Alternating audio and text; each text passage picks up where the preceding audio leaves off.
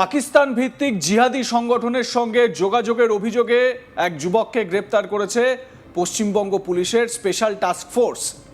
দীর্ঘদিন ধরে নজরদারির পর শুক্রবার সকালে পূর্ব বর্ধমানের বর্ধমান শহরের একটি বেসরকারি আবাসন থেকে হামিম মণ্ডল নামে ওই যুবককে আটক করা হয়। তদন্তকারীদের দাবি, তার মোবাইল ফোনে পাকিস্তানে থাকা কয়েকজনের সঙ্গে যোগাযোগের প্রমাণ মিলেছে। পাশাপাশি উদ্ধার হয়েছে একাধিক সন্দেহজনক তথ্য। এই ঘটনার পর রাজ্যের নিরাপত্তা নিয়ে নতুন করে উদ্বেগ তৈরি হয়েছে। হামিম মণ্ডলের সঙ্গে অন্য কোনো জিহাদি সংগঠন বা চক্রের যোগ রয়েছে কিনা তাও খতিয়ে দেখছেন তদন্তকারীরা। পুলিশ সূত্রে জানা গিয়েছে, ধৃত হামিম মণ্ডলের বাড়ি হাওড়ায়, তবে গত কয়েক মাস ধরে তিনি পূর্ব বর্ধমানে থাকছিলেন। সেই সময় তার গতিবিধির ওপর নজর রাখছিল এসটিএফ। গত 4-5 দিন ধরে তার ওপর আরও কড়া নজরদারি চালানো হয়। বিভিন্ন সূত্র থেকে তথ্য সংগ্রহের পর শুক্রবার সকালে বর্ধমান শহরের ওই বেসরকারি টাউনশিপে অভিযান চালিয়ে তাকে গ্রেপ্তার করা হয়। এবং যে ছবি আপনাদের এই মুহূর্তে দেখাচ্ছি, গ্রেপ্তার করার আগের মুহূর্ত, যখন ওই টাউনশিপের জিমে কসরত করছিলেন এই হামিম মণ্ডল, শারীরিক কসরতে ব্যস্ত এই হামিম মণ্ডল, সেই সময় তাকে গ্রেপ্তার করা হয়। এবং তারপর আর কিছুক্ষণ পরেই হামিম মণ্ডলকে কিছু প্রশ্ন করেন এসটিএফের অফিসাররা, তারপরই হামিমকে গ্রেপ্তার করা হয়। এটা ঠিক আগের মুহূর্ত, হামিম মণ্ডলকে যখন গ্রেপ্তার করা হয় তার ঠিক আগের মুহূর্তের ছবি। জিমে শারীরিক কসরত করছেন, ডিপস দিচ্ছেন তিনি, এবং তারপরই কিছুক্ষণের মধ্যেই তাকে গ্রেপ্তার করা হয়। সেই ছবি দেখাচ্ছি আপনাদের।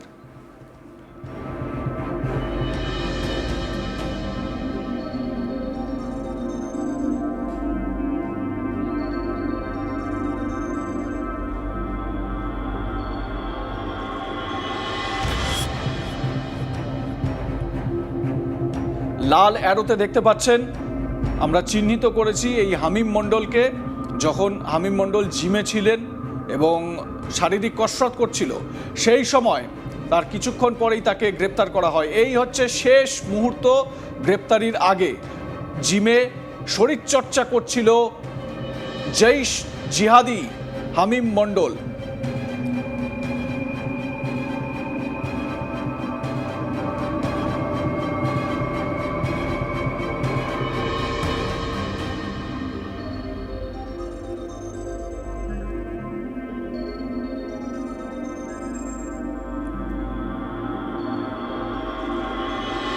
দেখুন, ডিপস দিচ্ছে, শারীরিক কসরত করছে। এই হচ্ছে সেই হামিম মণ্ডল, যার ভয়ঙ্কর হয়তো কিছু প্ল্যান ছিল, তবে বেঙ্গল পুলিশের এসটিএফ এর যে তৎপরতা, সেই তৎপরতায় সেই প্ল্যান ভেস্তে গেল। আমার সহকর্মী সুজাতা মেহরা তার প্রতিবেদনে কি জানাচ্ছেন, শুনুন।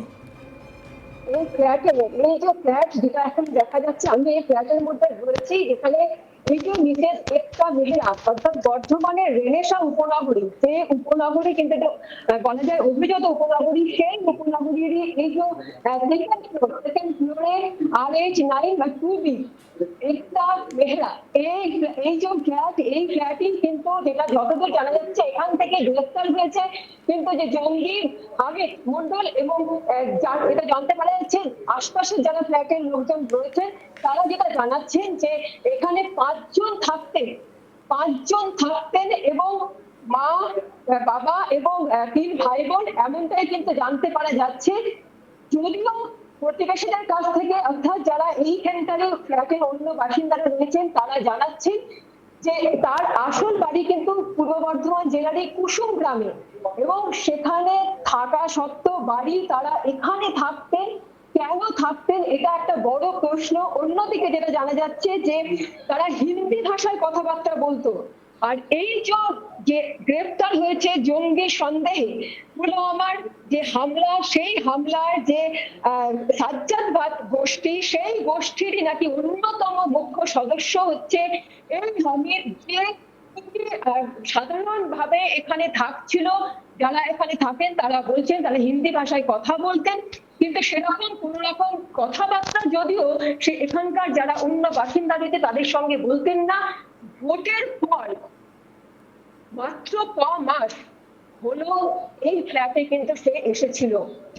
এবং যতদূর জানা যাচ্ছে যে এই ফ্ল্যাটের যারা মালিক খুব ন্যূনতম ভাড়াতেই কিন্তু এই ফ্ল্যাট একজন ব্রোকারের মাধ্যমে এই যে হামিদ সে কিন্তু নিয়েছিল। এখন কাছাকাছি বাড়ি, তা সত্ত্বেও যেটা বর্ধমান থেকে কুসুমগ্রাম মন্তেশ্বর খুব একটা দূরত্ব নয়, কিন্তু এই ফ্ল্যাটে তাদের থাকা কি কারণে? কোনো কি নাশকতামূলক কার্যক্রম ঘটানোর ধান্দা ছিল? বলা যায়। এখানে উল্লেখ করে রাখা ভালো, বর্ধমানেই কিন্তু ঘটেছিল। আর কিছু এই যে এনএসি উপনগরী তার কিছুটা দূরেই কিন্তু রয়েছে খাগড়াগড়। সেই খাগড়াগড়েই কিন্তু বড় বিস্ফোরণ ঘটেছিল, নাশকতামূলক বিস্ফোরণ, এবং সেখানে জঙ্গি ধরা পড়েছিল। আবারও বর্ধমানের রেনেসায় এরকম ঘটনা। এবং যতদূর জানা যাচ্ছে যে এই যে ব্রোকার তাকে এখানে বাড়ি রেখে দিয়েছিল, তার মাধ্যমে নাকি সে আরো ফ্ল্যাট দিয়েছে এমনটাও জানা যাচ্ছে। বারবার বর্ধমান জেলা প্রশাসনের তরফ থেকে বিভিন্ন বাড়ির মালিকদেরকে বলা হয়েছে, ঘোষণা করা হয়েছে, রীতিমতো অ্যানাউন্সমেন্ট করা হয়েছে।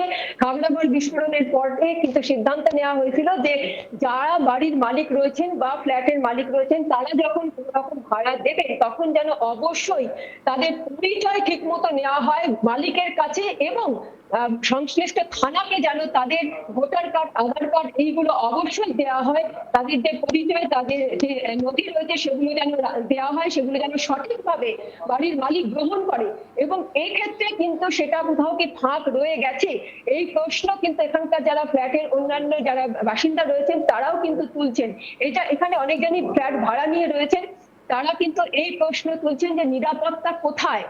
তার সাথে একই সাথে কিন্তু তারা ধন্যবাদ জানাচ্ছেন যে নাশকতা যে টিম রয়েছে তাদেরকে, যে তারা এবং এসটিএফ যে খুব দ্রুততার সঙ্গে এই যে এখানে যিনি জঙ্গি সন্দেহ যাকে নিয়ে যাওয়া হচ্ছে তাকে নিয়ে, যেটা যতদূর পর্যন্ত জানা গেছে প্রতিবেশীদের কাছ থেকে, যে যখন ও এখানে ছিল সেখানে কিন্তু ও এই হামিদ নাম, এই নামটাই এখানে সকলেই জানতো। এবং শুধু তাই নয়, এখানে জিমেও কিন্তু সে জিম করতো এখানে।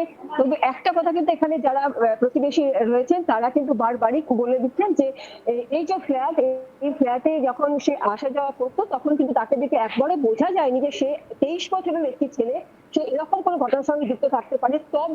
তবে একাধিক ঝামেলায় কিন্তু সে বারবারই জড়িয়ে পড়তো। যেমন খুব জোরে গাড়ি চালাতে গিয়ে বারবার অ্যাক্সিডেন্ট করেছে এবং সেই ঝামেলা হয়েছে, পুলিশ এসেছে, এরকম ঘটনা কিন্তু আগেও ঘটেছে।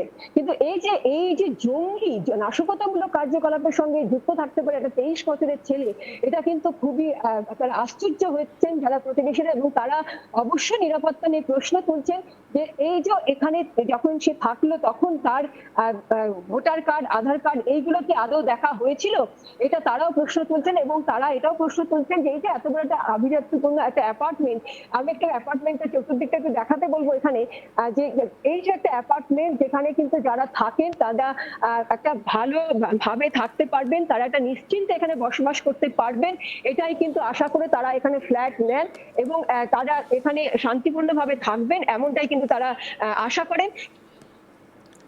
আপনাদের মতামত জানান, দেখতে থাকুন আজ তাক বাংলা, সাবস্ক্রাইব করুন ইউটিউব চ্যানেলটি।